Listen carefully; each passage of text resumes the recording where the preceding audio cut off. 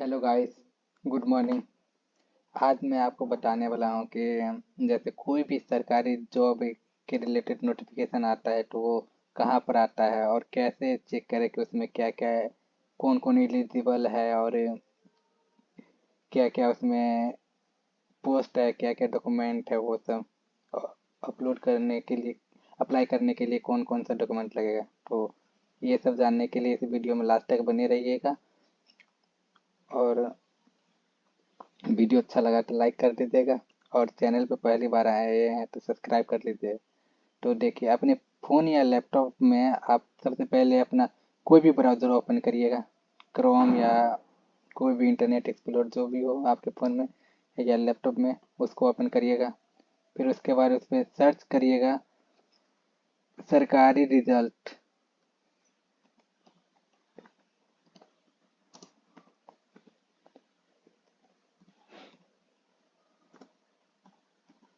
सरकारी रिजल्ट लिख के सर्च करिएगा। फिर उसके बाद जो फर्स्ट वेबसाइट आएगा उस पर क्लिक करिएगा। और इस पे क्लिक करने के बाद आप यहाँ पे देख सकते हैं कि इस तरह से उसका होम इंटरफेस है। और तो यहाँ पे आपको कोई भी रिजल्ट आता है तो रिजल्ट इसमें शो करेगा, एडमिट कार्ड इसमें शो करेगा और लेटेस्ट जॉब इसमें शो करेगा। तो आज हम लेटेस्ट जॉब के बारे में बताने वाले हैं कि इसमें इसमें रेलवे एएलपी का जो नोटिफिकेशन आया उसमें क्या क्या, कौन कौन एलिजिबल है, क्या क्या डॉक्यूमेंट लगेगा और कितना पोस्ट है। तो ये सब जानने के लिए आप वीडियो में लास्ट तक बने रहिएगा। तो सबसे पहले आप ये करंट लेटेस्ट जॉब में आ जाएगा। लेटेस्ट जॉब में आने के बाद आप यहाँ पे देख सकते हैं कि railway RRB assistant loco pilot का ये लिंक है। आप इस पर क्लिक करिएगा और आप उसका एएलपी का यहाँ पे होम पेज खुल गया है। इसमें देखिए, आप यहाँ पे लिखा हुआ है railway recruitment board assistant loco pilot, ये है। और यहाँ पे देख लीजिए आप, इम्पोर्टेंट डेट, ये एप्लीकेशन कब से स्टार्ट हुआ है। 20/1/2024 से एप्लीकेशन स्टार्ट है फॉर्म भराना, और 19 फरवरी 2024 तक इसका लास्ट डेट है।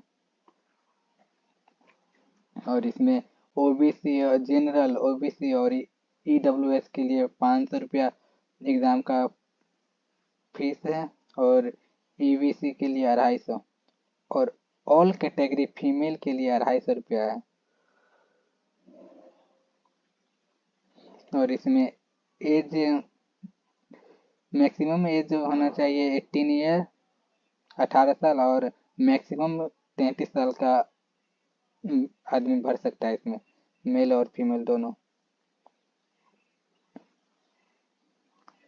और इसमें टोटल पोस्ट है, पोस्ट नेम यहाँ पे लिखा हुआ है असिस्टेंट लोको पायलट, और टोटल पोस्ट लिखा है 5696, 5696, ये पोस्ट है टोटल पोस्ट। और ये रहा एलिजिबिलिटी क्वालिफिकेशन। तो इसमें आप 10th और उसके बाद आईटीआई किए हुए हैं आप, तो आप इस फॉर्म को भर सकते हैं। फिटर, इलेक्ट्रॉनिक्स, मैकेनिकल, बिल्डिंग, कोई भी आप आई से किए हुए हैं 10th प्लस आईटीआई, तो आप इसको इस फॉर्म को भर सकते हैं। और 10th प्लस डिप्लोमा भी किए हुए हैं तो भी आप भर सकते हैं।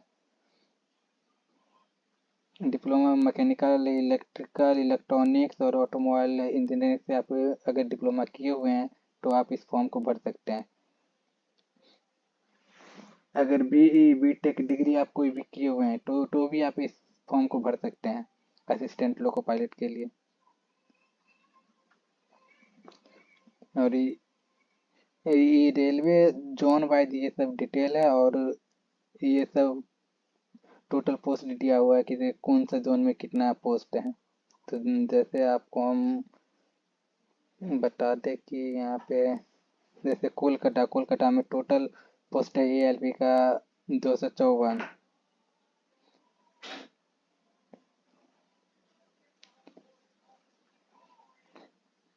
मुंबई मुंबई में आपको बस 26 पोस्ट ही है। पटना में 38 पोस्ट है। मुजफ्फरपुर में 38 है। मुजफ्फरपुर जोन होता है रेलवे जोन। इंडिया में रेलवे जोन होता है एक, और उसी जोन पे ये सब बहाली होता है, असिस्टेंट असिस्टेंट लोको पायलट का, आरआरबी जेई का, ये सब का।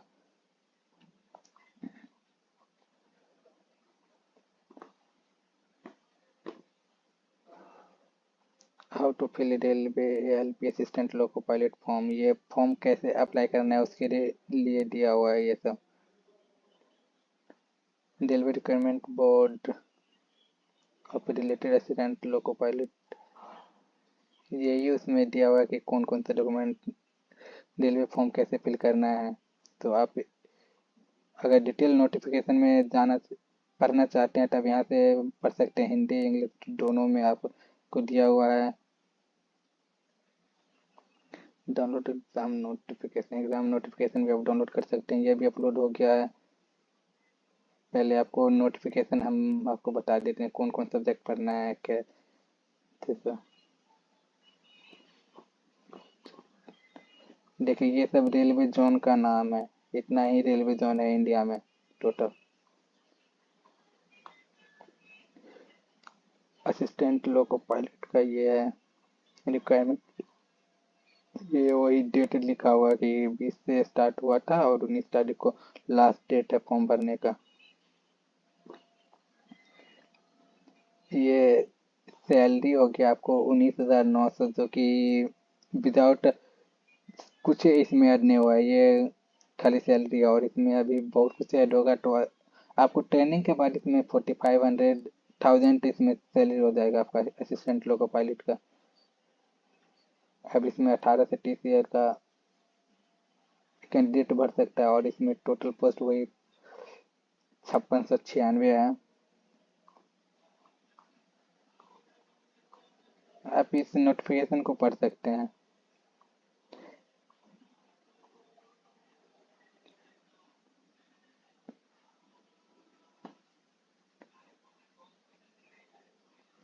मेडिकल A1 चाहिए, जेंडर, ये सब आप भर सकते। इसका एग्ज़ाम होता है दो में, CBT1 CBT2, और एक होता है, 3 एग्ज़ाम होता है इसमें। फिर मेडिकल होगा और फिर डॉक्यूमेंट वेरिफिकेशन होगा इसमें, उसके बाद ज्वाइनिंग होता है। टोटल 5 स्टेज होता है। इसमें हम आपको बता, एज रिलैक्सेशन है, जैसे SC ST वाले को 5 ईयर का छूट मिलेगा, और OBC वाले को 3 ईयर का, ये सब छूट मिलेगा दिया हुआ।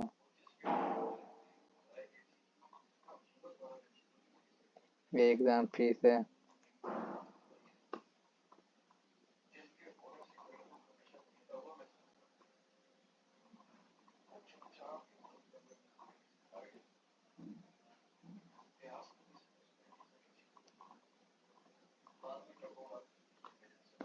देखिए फर्स्ट स्टेज CBT1 में, CBT1 ये बस स्कैनिंग होगा, बस इसको इसमें आपको क्वालिफाई करना है, और क्वालिफाई करिएगा तभी आप CBT2 का एग्ज़ाम दे सकते हैं। CBT1 आप क्वालिफाई कर जाते हैं तो CBT2 का एग्ज़ाम दे सकते हैं। अगर CBT1 क्वालिफाई नहीं करते हैं तो आपको CBT2 एग्ज़ाम नहीं देने को मिलेगा।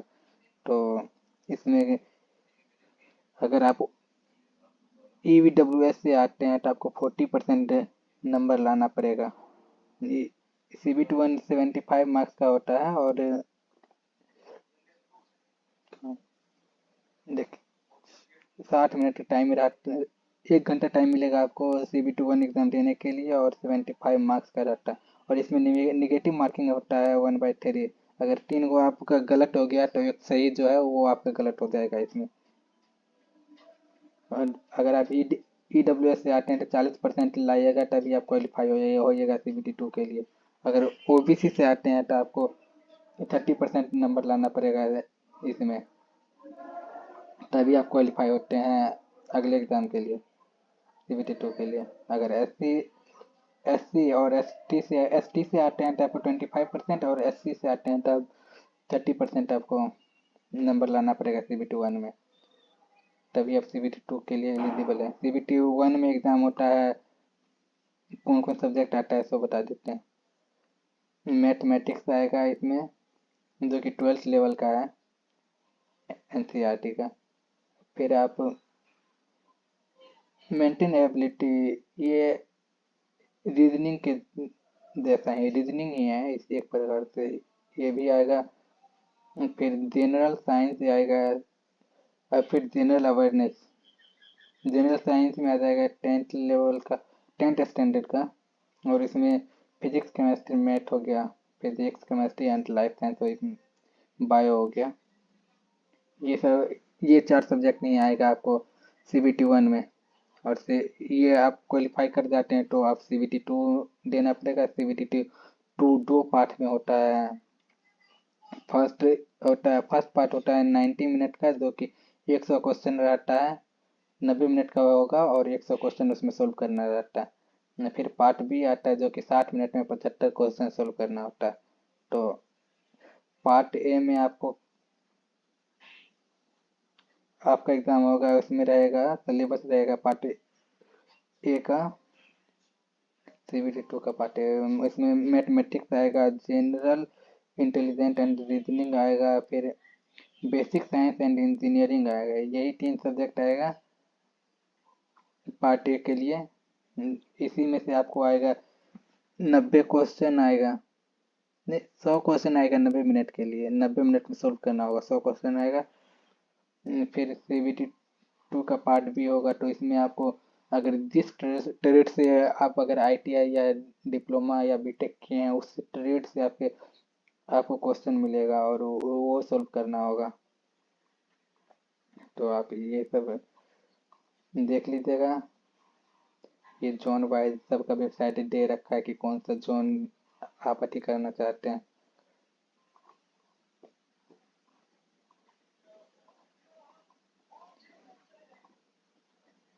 यही सब अपडेट दे रखा है कि फॉर्म कैसे फिल करना है, क्या क्या जरूरी सिग्नेचर, ये सब फोटो वोटो कैसे अपलोड करना है, सब इसमें दे रखा है। अगर आप इसको पढ़ना चाहते हैं तो पढ़ सकते हैं।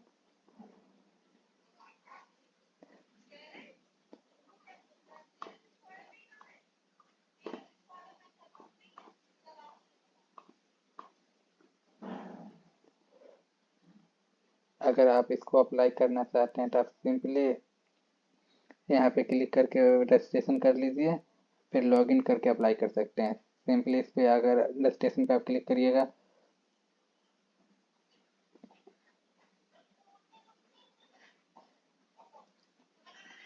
रजिस्ट्रेशन पे क्लिक करिएगा तो यहाँ से आप रजिस्ट्रेशन कर सकते हैं।